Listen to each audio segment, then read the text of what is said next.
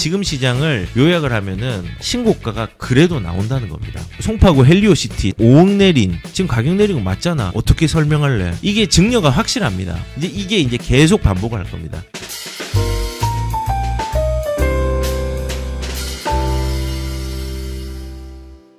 시장 상황이 어떨까요? 거래량이 둔화 현상이 일어나는 거 맞습니다. 근데 지금 7월 14일 기준으로 볼 때 이 빨간색이 6월달, 5월달, 7월달. 7월달이 지금 이제 주말이 끼어서 그런데 이제 요렇게가 올라갈 건데 이 거래량이 아직까지 확실하진 않지만은 제가 생각할 때는 이 지금 7월달이 605건이잖아요. 근데 4월달이 407건, 407건의 결과는 5,000건. 근데 428건이 나왔던 2월달은 또 6,500건. 우리가 아직까지는 정확하게 알 수 없지만은 제 생각에는 이 둔화의 폭들은 7월달에 좀 있을 거로 예상이 됩니다. 그래서 생각컨대 4,500건 전후, 많이 나오면 5,500건 전후 정도가 예상이 됩니다. 그러면 이 거래량은 정상적인 서울의 거래량입니다. 그리고 이렇게 강력한 수요의 유동성들을 압박을 했음에도 불구하고 요 정도 나오면요 엄청 선방을 한 겁니다. 이제 규제가 어떤 변수로 나올지가 관건이긴 하겠지만은 지금으로서는 4,500건에서 5,000건, 5,500건 전후 사이, 요 사이가 이제 예상이 됩니다. 정상적인 거래입니다. 이 압박에도 불구하고. 그런데 분명한 건요, 시장이 심리적으로 위축이 크게 되었습니다. 그런데 우리가 아셔야 될 건요, 우리가 이거를 경험을 해봤습니다. 가격과 심리가 위축이 되면요, 나중에 어떻게 되느냐, 조금 있다가 가격이 싸졌네 라고 하면서 거래량이 조금씩 늘기 시작합니다. 저가 위주로. 그리고 요게 이제 거래가 됩니다. 거래가 되면서 제일 급매라든지 저가들이 하나씩 계단처럼 올라오면서 가격들이 움직이죠. 그러면서 거래량이 속도가 빨라지면서 가격들이 이제 빠르게 올라옵니다. 그렇게 해서 저가 거래를 딛고 올라오는 집값들이 이제 생기는 거겠죠. 그리고 거래량이 가속화되면서 입소문이 납니다. 그러면서 계속 올라가죠. 그러다가 규제를 합니다. 입소문 난 곳에. 그러면서 심리 위축이 될 겁니다. 가격이 위축이 되고. 이런 거죠. 가격이 위축이 된 시기 2022년도 2023년도 초에 위축된 부분들이 풀리기 시작했습니다. 그러면서 저가의 거래들이 움직이기 시작했습니다. 제가 2022년도 12월 달에 어떤 영상을 찍었냐면요, 송파 과천 주목해야 된다고 했습니다. 근데 마침 저점이었어요. 근데 너무 쌌거든요. 아무리 생각해도. 지금은 상상할 수 없었습니다. 그래서 좀 안타까운 게 여기 이제 댓글을 남기신 분 중에서도 제가 이제 과천 얘기를 하니까 찾아온 거예요. 과천 사고 싶다고. 그래서 과천을 싸게 거래를 하려고 돈이 되겠다 해가지고 넣으려고 했는데 그때 이제 가격을 10억 안 되게 이제 거래를 할 수 있었던 여건이었습니다. 투자금이 아니라 매매 금액입니다. 매매 금액이. 그래서 살려고 했는데 움직이니까는 거기서 이제 물건을 걷어가더라고요. 그래 안타까운 현상이 있었는데 이렇게 거래가 된 시기들이 2023년도 초, 2024년도 초, 그리고 이제 2025년도 초였습니다. 저가, 호가라고도 얘기를 합니다. 저는 그 거래가 됐는데 그리고 그걸 딛고 일어난 게 후반부죠. 예를 들어서 2024년도 같은 경우는 8월 달까지죠. 그리고 거래량이 입소문이 붙어가지고 이제는 토지거래 허구역이 지정이 된다고 하더라도 계속 올라갔던 그런 시기가 또 있었죠. 불과 한두 달 전에. 그리고 입소문한 곳이 또 규제가 일어났죠. 이게 이제 계속 반복을 할 겁니다.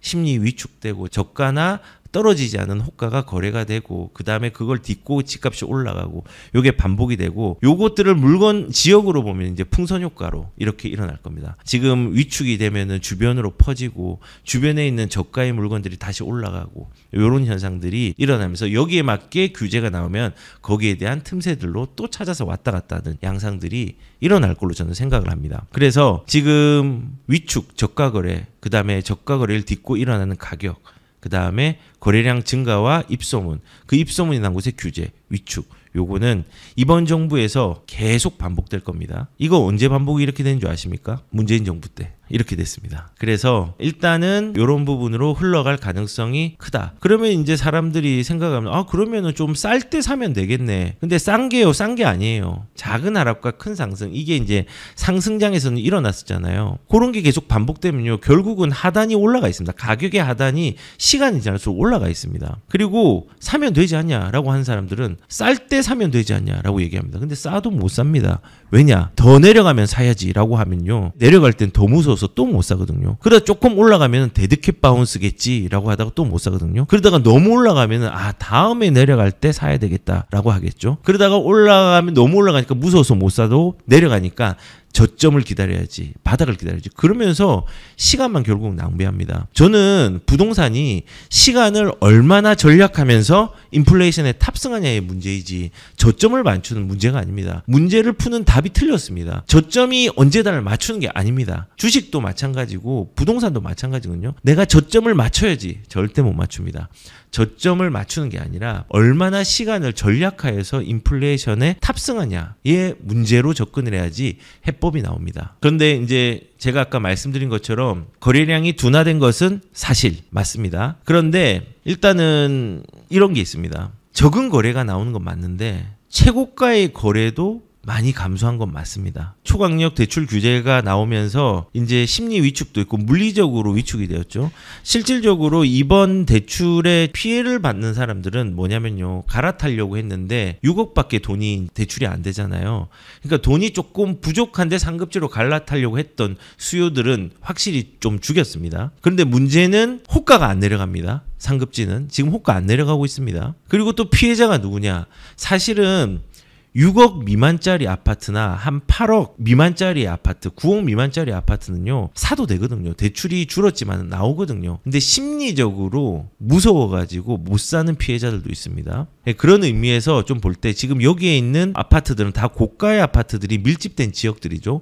서초, 광진, 송파, 영등포, 그 다음에 동작, 양천구, 강남, 강동, 마포, 성동 이런 데는 고가의 아파트들이 전부 밀집된 지역입니다. 그러니까 좀 심리적 위축이 된 사람도 있지만은 실제로 갈아타기를 하려고 하는데 6억 이상을 대출을 받으려 했던 사람들의 수요들이 조금 주눅이 들었죠. 그리고 갭 투자 형식을 못하게 해가지고 주눅이 든 지역들은 한강벨트에서는 토지거래허구역이 지정되지 않았거나 조정 대상 지역이 지정되지 않은 지역에서 좀 주눅이 들었죠. 하다가 조금 주눅이 들었습니다. 그래서 신고가 거래는 조금 주춤하게 된 것은 사실입니다. 그런데 중요한 거는 신고가가 그래도 나온다는 겁니다. 이 시장의 신고가가 그래도 나온다면 호가가 안 떨어졌다는 겁니다. 규제에 비웃는 강남 아파트, 반포의 원밸리 72억, 대치미도 44억. 어마어마하죠. 실제로 이런 아파트 말고도 보시면은 여기 압구정 같은데 이런 현대팔자 같은 경우는 83억이 거래됐습니다. 요거 거의 신고가거든요. 한양 8 한계동 있는 거 요거는 79억 5천인데 이건 신고가 아닌데 요거는 신고가입니다. 이렇게 고가로 거래가 되는 것들이 계속 멈추지 않고 나온다는 게 너무 신기한 시장입니다. 이렇게 억압을 하는데 왜 신기하냐? 당연한데 신기합니다. 결국은 상승의 모멘텀으로 커졌고 그 커지는 부분들을 막으려고 했는데 막히고 브레이크는 잡혔지만은 끝까지 이 엔진이 끊어진 건 아니거든요. 지금은요. 시장이 미래에 어떻습니까? 지금 유동성 장이 열리고 전세가가 급등을 하고 월세가 오르고 공급이 없고 지금 그런 상황이잖아요.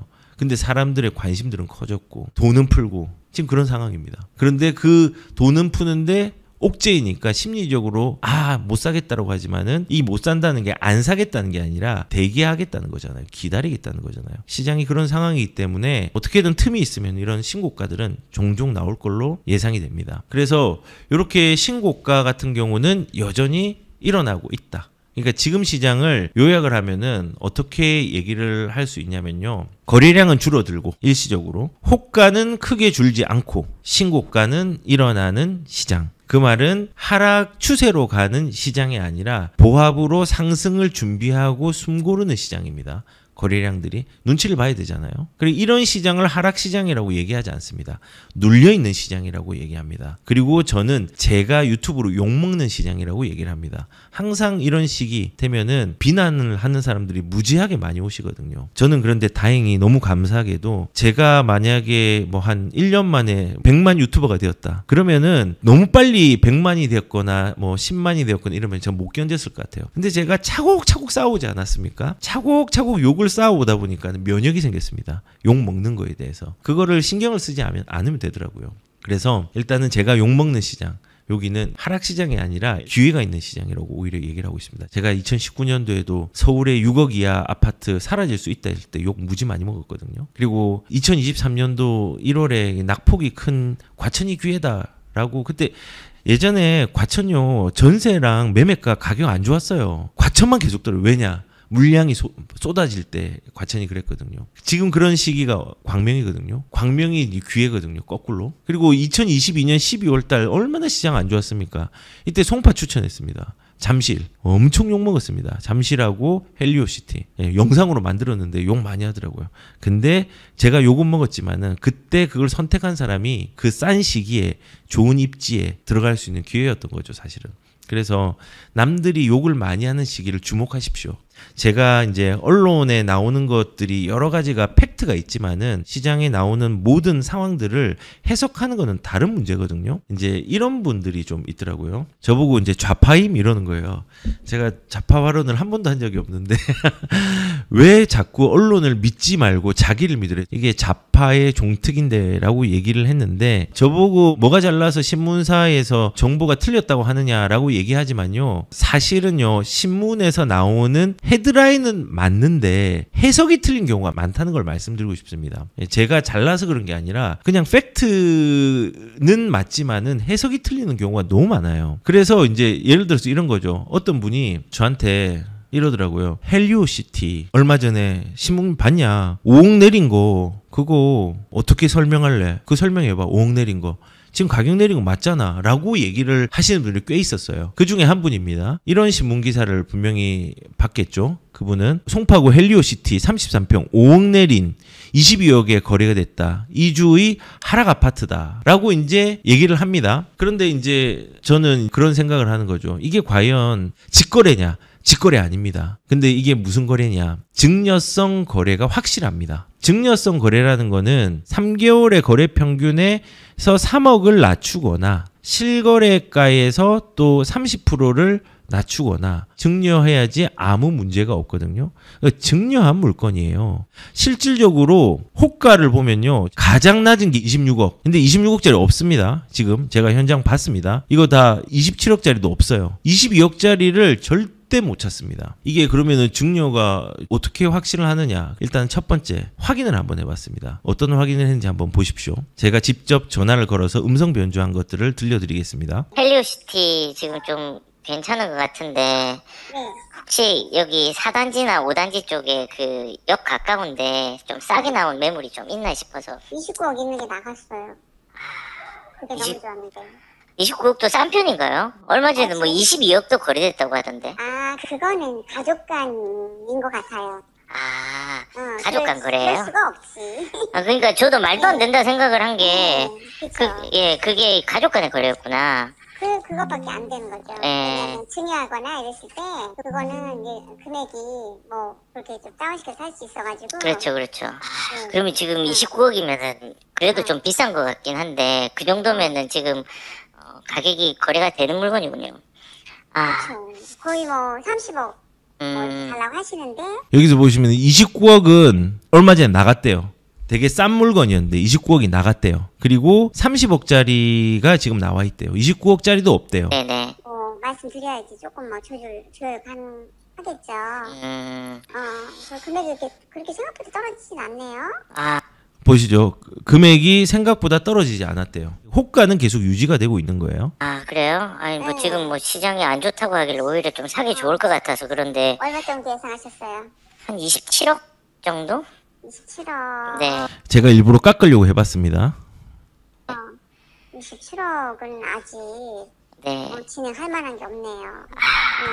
네. 아직까지 그렇게 금매가 나오진 않고, 왜냐면 입주기 때문에 예. 매물이 생각보다 없어요. 왜냐면 아. 갭투 같은 경우는 전세 낀 것들이 좀 많이 나왔었거든요. 지금 갭투 안 되잖아요, 거기. 갭투가 안 되다 보니까 예. 그때는 매물이 그래도 조금 어느 정도 있었는데 네. 입주하는 것만 하기 때문에 거의 주인 세대잖아요. 네네네, 그쵸. 그러다 보니까 매물이 별로 없고 이때까지 또 안 파셨으니까 뭐 그렇다고 해서 금매로 네. 뭐 이렇게 하실 의향도 그렇게 많지 않고 네.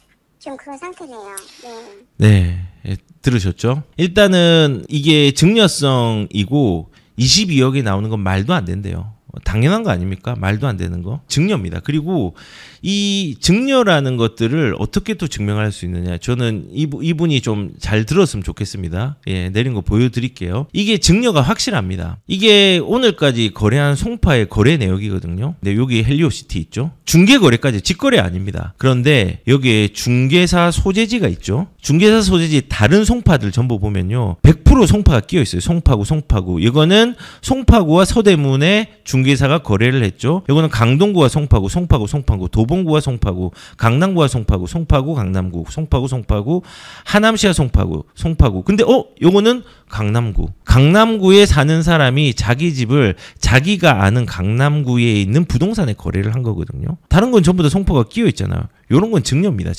요런 건 증여입니다. 아니 뭐 이거 우연 아니냐라고 얘기를 할 수 있는데요. 여기 보시면은 작년에 이런 신문이 나왔습니다. 작년 10월 달에 아파트값 5억 하락했어요. 강남 상구마저 집주인 비명이라고 얘기를 했습니다. 10월 20일. 그러면서 이때 무슨 아파트를 얘기를 했냐면요. 타워팰리스가 전용 면적 141이 직전 거래가 40억이었는데 35억 2천으로 거래가 4억 8천 하락했다. 12%가 하락을 했다고 합니다. 지금 요거거든요. 35억 2천만 원에 거래가 되는데 40억에서 하락을 이렇게 했다는 거예요. 다시 41억 이렇게 올라갔죠. 비명 지를 이유가 없죠. 43억까지 올라갔으니까. 얘도 한번 보면요. 중개거래가 어디로 돼 있어요? 강동구잖아요. 다른 것들 볼까요? 다른 거는 중개거래가 강남구. 얘는 타워팰리스 강남구니까. 위에도 강남구. 아래도 강남구. 요런 거는 떨어졌다고 이렇게 신문에 나오는 거 보면 직거래 아니면은 증여성 거래입니다. 아니면은 상속 때문에 나왔던 거래거나. 이것도 보면은 중개가 강동구잖아요. 강남에 있어야 되는데